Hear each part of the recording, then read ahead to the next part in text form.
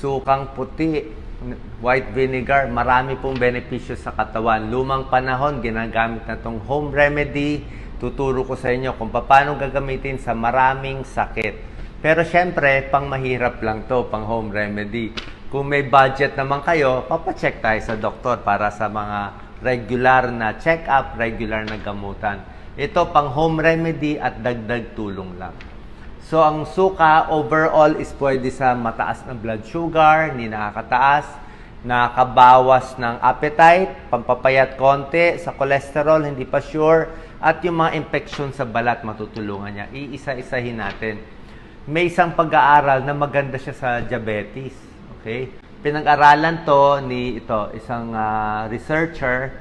Ang ginawa niya sa mga subject na mga tao, isang grupo, pinainom niya ng, tingnan nyo, pati yung preparation tuturo ko sa inyo, 2 kutsaritang sukang puti hinalo sa isang basong tubig. So, malabnaw lang yun. Isang basong tubig, 2 kutsaritang sukang puti, pinainom habang kumakain ng kanin o tinapay. Ganun.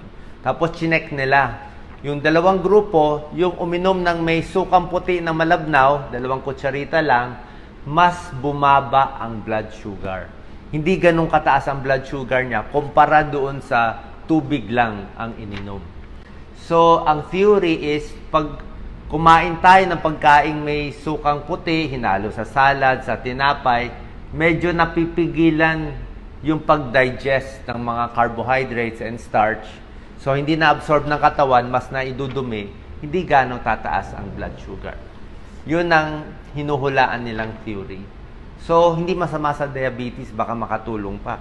Kung mahilig kayo sa sausawan, favorite sausawan ko, suka, kalamansi. Imbis na magtoyo, patis, bagoong, ketchup, di ba? Ito na lang mas gusto ko. Number 2, medyo nakakabusog. Baka makatulong, pampapayat.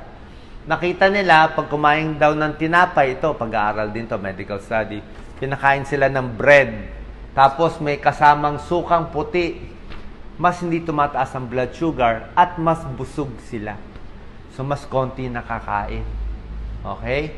So, maganda to for diabetes, weight loss, at may konting pag-aaral, tinatry din nila sa pampababa ng cholesterol, pero hindi pa sigurado. May warning lang ako. Siyempre, ito sinabi ko, 2 kutsarita lang ng mga sukang puti. Maganda, sama sa salad, sama sa kanin, paksyo na bangos, kasama doon. Huwag na huwag iinumin ng puro yung sukang puti, masama po.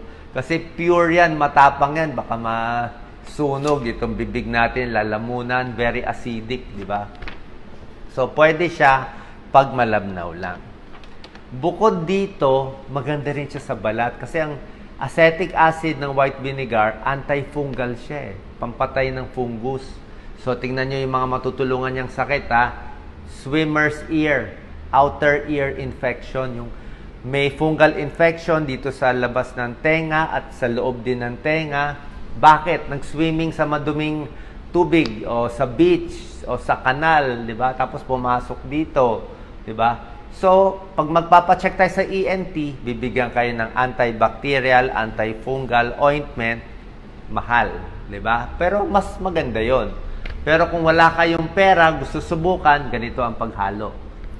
1:1. So, 1 part sukang puti, 1 part tubig. So, kung gusto mo, 1 kutsarang sukang puti, pinaghalo sa 1 kutsarang malinis na tubig, ilagay sa isang solution, kumuha ng dropper, tapos dinadrop sa tenga. A few drops, siguro 5 to 6 drops, kanang tenga, kaliwang tenga. Ipapa-stay na mga 2 minutes. Ako nga, minsan 5 minutes pag naglalagay ako ng eardrop So, pwede yung gawin 3 times a day, 2 times a day, hanggang luminis. Okay? Ang warning lang dito, dapat yung eardrum hindi butas.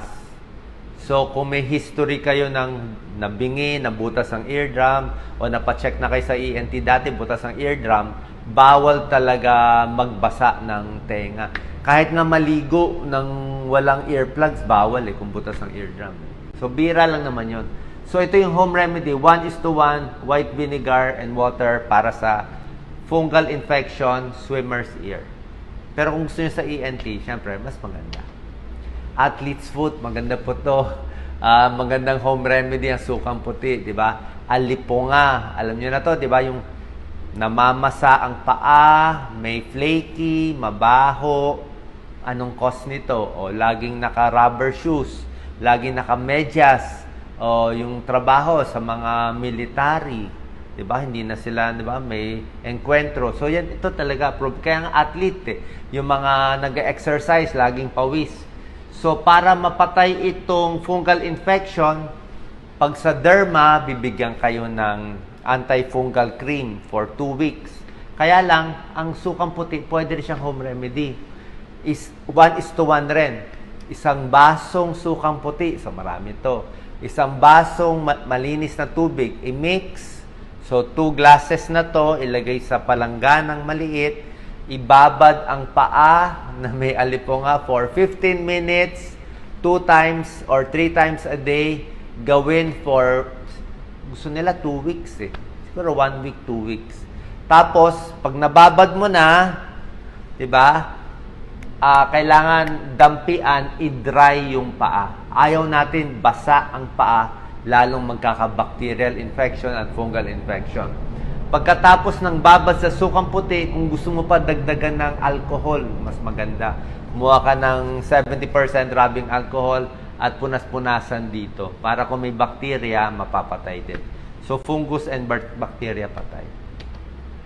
Ito po, actually, ginagawa to sa lumang panahon, even now, bilang home remedy, vaginal yeast infection. So, sa mga babae na may vaginal infection, ibig sabihin, meron siyang nangangati, may whitish discharge. Ito, pag pumunta tayo sa OB-GYN, bibigyan kayo ng antifungal suppository, yung mga Flagyl, mga ganun, at iba pa.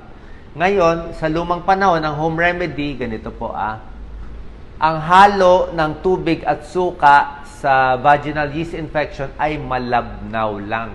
Hindi yung katulad kanina, 1:1. Ito po, iba. 2 basong tubig na warm water, 1 kutsara lang. So, 1 kutsara lang ng sukang puti, 2 basong tubig. So, malabnaw lang yan. Yan ang panghugas, pang-douche, panghugas. Baka, alam ko, merong parang plastic na aparato, pang spray sa loob ng puwerta. Gagawin twice a day hanggang mabawasan yung pangangati o burning sensation. Tapos gagawin mo lang to for 1 week lang at most. Hindi mas matagal. Kasi yung laging nagdudush sa loob ng puwerta, hindi rin maganda. Magugulo mo yung normal bacteria sa loob. So, ganun lang po. Tapos yung sobra nung solution natin na malabnaw, pwede rin ilinis sa labas ng puwerta.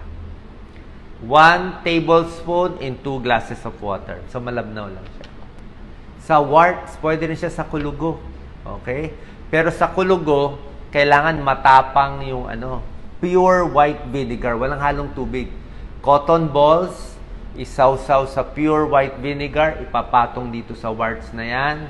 Tapos, lalagyan mo siya ng tape. Okay? Pag nilagyan mo siya ng tape, matagal, mga 1 week, 2 weeks, mangyayari, mamamaga, magsuswell, baka mangingitim, tapos after 2 weeks, matatanggal ng kusa. So, babad mo siya 2 times in a day for 2 weeks. Pero kung gusto nyo mas effective, syempre, punta tayo sa dermatologist, papacauterize to, bayad tayo ilang libo, pwede rin naman. And lastly, dandruff. Yung mga maraming may dandruff, syempre, may anti-dandruff shampoo, pwede rin. Pero maraming dandruff kasi fungal ang cause ito. Malassezia furfur. Yan ang cause. Hindi lang dito, pati misa nga dito eh. Mga seborrheic dermatitis, fungal din yan. So, ang pag-mix dito, medyo matapang-tapang din. 1 cup suka eh. 1 cup white vinegar, 1 cup tubig. So, mix mo. Mag-shampoo muna. Pagka-shampoo, mag-anlaw ka muna. Then, papahiran mo nitong 1 cup water, 1 cup suka dito sa scalp, sa roots ng hair. So, pag nababad mo to, mangangamoy suka ka, magtataka si Mr. o si Mrs. 30 minutes, hayaan lang. After 30 minutes, mag-anlaw. Gawin ito once or 2 times in a week. Ganun lang. Hindi siya araw-araw. makakatulong siya sa fungal infection sa dandruff. Okay? So nakita nyo, maraming benefits to. Dagdag tulong din to. Malay natin, itong mga lumang remedy, mura lang, kaya gawin, safe naman, wala namang kaso. Pero syempre, if symptoms persist, papacheck tayo sa inyong mga doktor. Salamat po.